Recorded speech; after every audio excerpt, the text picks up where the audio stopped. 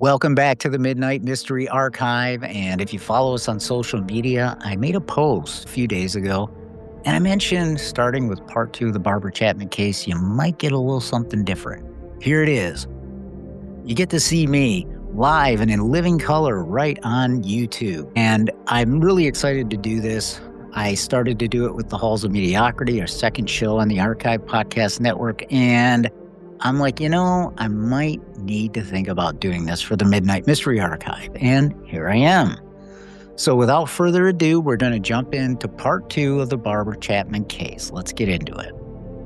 So we covered in episode 1, that day, January 23rd, 1984. It was ordinary by every measure, by every definition of the word normal. Barbara woke up, got her children up, fed them breakfast, got them off to the school bus, stayed home, did a little bit of work around the house, had a phone call with her mom. Everything seemed normal until that afternoon when her 12-year-old daughter returned home. After an hour of looking for her mother around the house, she finally went out to the garage. And there she found her mother murdered, a 12-year-old girl. And nobody in 42 years has been charged. Not in 1984, not in 1994, and here we sit in 2026, no charges. But here's the thing, and this is what I want to get into today. The Ontario Provincial Police have never stopped. There's an active case. There's also a detective still assigned to Barbara's case. And in November of 2024, and you heard me mention it in part 1, 40 years after Barbara was murdered, the Ontario Provincial Police made a specific, targeted appeal for witnesses from Northern Ontario. Not a general anniversary appeal, specific to Northern Ontario. And that's what we're going to unpack in part 2. What 42 years of a cold case investigation actually looks like. Why that Northern Ontario appeal matters. What technology can do now that it couldn't do in 1984, and what it would actually take to close Barbara's case. This is part 2 of the Barbara Chapman case, and this is the Midnight Mystery Archive.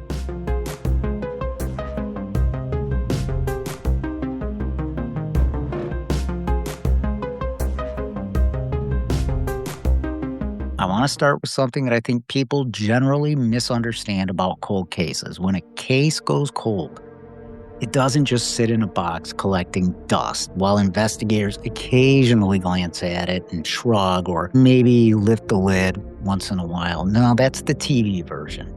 The reality is different. Cold case investigation is incremental work. It happens alongside current caseloads. It gets revisited when new information comes in, when new technology becomes available, when a fresh set of eyes can be put on the file. It is slow, it is unglamorous, and when it works, and it does work, it usually works because somebody kept going and didn't quit. In Barbara Chapman's case, you can actually see the shape of that work through the OPP's public record. They don't say much, and we'll get into why in a minute, but what they do say tells us a story. The first public reward was offered in 2011, 27 years after Barbara died. $50,000 from the Government of Ontario for information leading to an arrest and conviction. Think about what it takes to get that.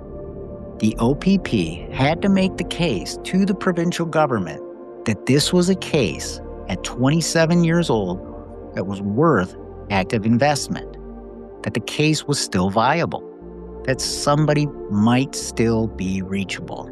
Then, in January 2024, the 40th anniversary, the reward is renewed, $50,000, and publicized again with a full OPP press release. And they said even a detail someone believed was insignificant can make all the difference.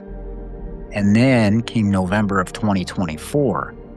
And this is the one that initially caught my attention, and frankly, I have not been able to shake as I've looked into Barbara's case. The OPP specifically appealed for witnesses from Northern Ontario. Not Ontario generally, not the Quinte West area specifically, Northern Ontario, Sudbury, Thunder Bay, hundreds of kilometers from where Barbara's murder occurred. Think about that. 3 public appeals across 13 years starting in 2011, and then the third one is geographically targeted in a way the first 2 weren't. That's not a coincidence. That is investigative direction. Now, before we go further, I want to address something that you might be thinking. Why doesn't the OPP say more? Why is the public record so thin on this case? And it is. Why don't they tell us what the cause of death was, who they've looked at, what the evidence shows?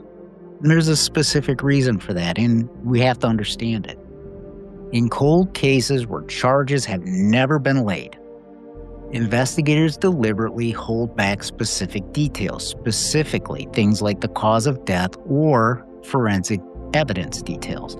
And this is standard operating procedure, and it serves a direct investigative purpose. And we've heard this happen in many cases. If you've got a 40-year-old cold case and somebody calls in with new information, the first thing you need to figure out is whether they actually know something or whether they're just repeating something that they've read online or saw in an article. The way you do that is you have information in the file that is not made public. You ask questions only someone with genuine knowledge could possibly answer. If they can answer them, that's when it matters. The minute you put those details out publicly, you'll lose that tool forever. So the OPP's silence on the specifics is not stonewalling, it's strategy. And the fact that they've maintained it for 42 years tells you something about the discipline of this investigation. What they have confirmed, Barbara was murdered. The investigation is active, and they've followed up on many leads. Nobody has been charged, and a $50,000 reward from the provincial government is still on the table. That's the public record. And we work with what we have. Here's something that I think gets overlooked in cases like this. We talk a lot about witness evidence in urban settings, security cameras, crowded streets, people everywhere. But Frankfurt, in January of 1984, was the furthest thing from an urban setting. This is a village at that time of fewer than 2,000 people.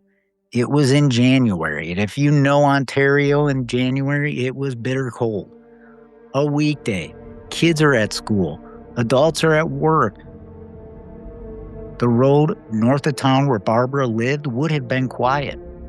But here's the thing about rural communities in 1984, and I grew up in one just a few hours away from Frankfurt.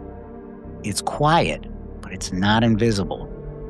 In a place where you know every car on the road, an unfamiliar vehicle is not something you ignore. You notice it. You might even remember it. You just might not have known at the time that it mattered. And this is exactly what the OPP is getting at when they say even a detail someone believed was insignificant can make all the difference. They are not speaking generally. They are speaking to a specific type of witness. The person who saw something on the morning of January 23rd, 1984, filed it away because it didn't seem relevant and has been carrying it ever since without realizing its importance. That person is out there. Maybe in Frankfurt. Maybe they moved. Maybe they're in Northern Ontario. The OPP 42 years later believes that that person can be found. Let me come back to the Northern Ontario appeal because I think it's the most significant thing in the public record in these 42 years, and it needs to be given its proper treatment. Barbara Chapman was murdered in Frankfort, Eastern Ontario. Northern Ontario is an entirely different place. We're talking about a geographic region that begins several hundred kilometers north of where the murder occurred. Different population, different economy, different communities. So why is the OPP specifically asking people there if they know something from a 1984 murder in a village in Eastern Ontario? There are really only a few explanations. Either a tip came in that suggested someone with relevant knowledge is in Northern Ontario, or investigators traced a connection, maybe a person of interest, a family network, a work history that points northward, or forensic genealogy work, identify a biological lead with Northern Ontario roots. None of those possibilities is confirmed. Let me be clear. The OPP has not explained the reasoning for the appeal in Northern Ontario, but here's what I think I can tell you. Investigators don't narrow their geographic focus without a reason. A targeted appeal to a specific region is not a fishing expedition. It's the result of something the investigation has developed. The investigation has direction. What that direction is, we don't know, but the direction clearly exists. Now let's talk about technology for a minute. Specifically, what has changed between 1984 and now?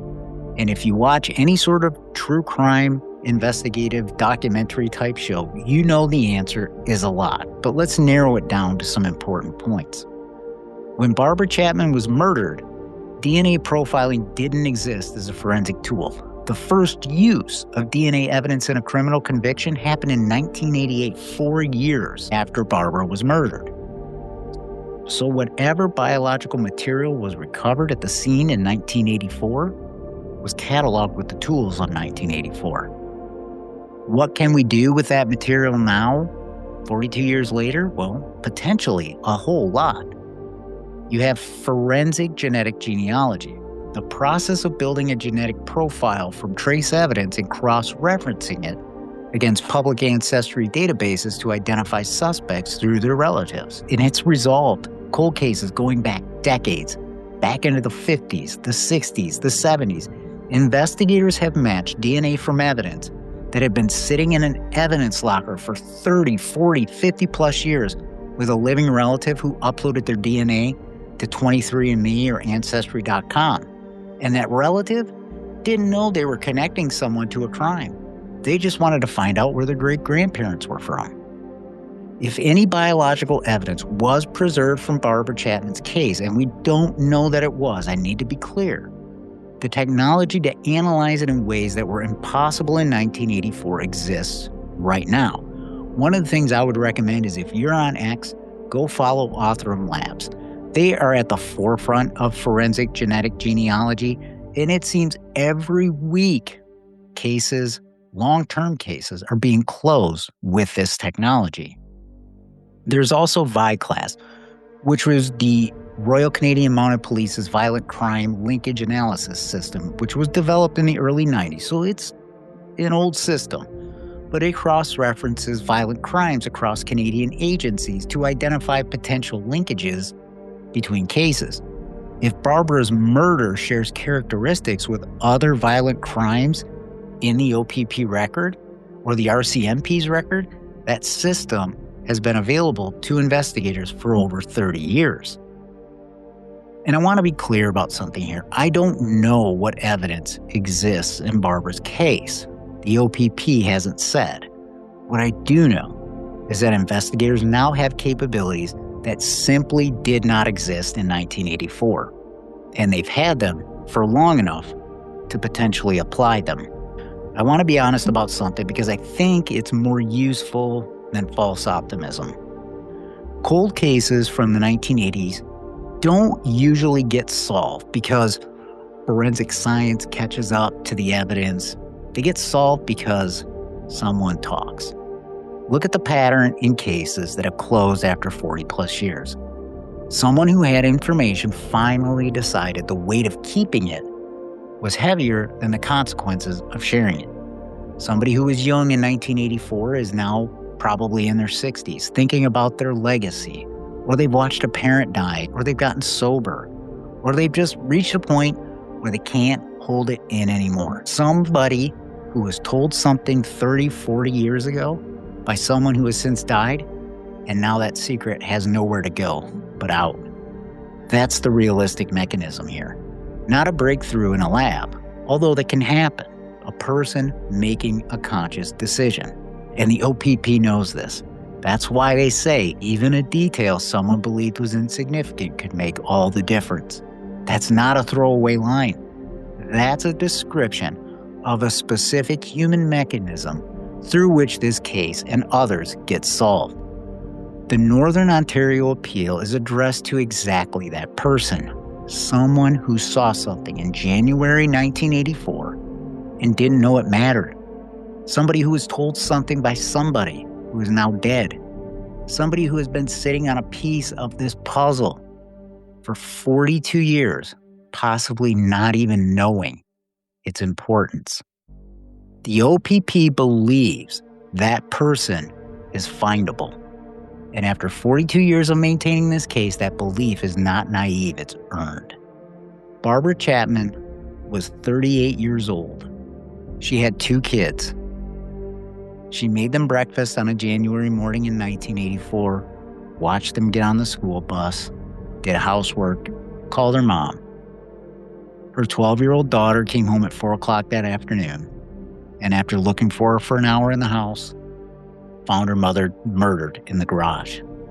That daughter now is in her 50s, and she's been living with that her entire adult life. Barbara's the victim, but so are those children, and they all deserve answers and justice. The Ontario Provincial Police has a dedicated line for tips on this case. Call 1-888-310-1122. Crime Stoppers is 1-800-222-8477 if you want to stay anonymous. There is a $50,000 reward intact from the Government of Ontario for information leading to an arrest and conviction. If you're in Northern Ontario or you know someone who is in Frankfurt in and around that time in January 1984, or you've been carrying a piece of this story for 42 years without knowing it mattered, make that call. Whoever did this has had 42 years. Barbara, her children, and the rest of her family should not have to wait any longer. If this series or our previous series have meant something to you, and so many of you have told me that they have, the Midnight Mystery Archive is now on Patreon. And Patreon's a way for you to support this show, support our mission, and support our continuing efforts to tell these stories in hopes that we can bring answers to families who have had to wait far too long. There are 3 membership tiers, starting at $5, Cup of Joe. Head on over to patreon.com/Midnight Mystery Archive and help support the show so we can continue to tell these stories and help families find answers. Echo 1953, my first novel, book 1 of the Hollis Files series, is available now. It's no longer a pre-order. It's out there for the masses. Head on over to Amazon.com. A link is in the show notes and place an order. The reviews from early readers have been fantastic, and I know you'll enjoy it. The second show of the Archive Podcast Network, The Halls of Mediocrity, hosted by myself and my best friend and older brother, Jeff, is available now wherever you get your podcast, Apple Podcasts, Spotify, or even on YouTube. Head on over, give us a listen. It covers sports and true crime, and I think you'll enjoy it. I appreciate you listening as always. I'm thankful to each and every one of you who continue to come back, listen to these stories, and advocate for these victims. I'll see you next time.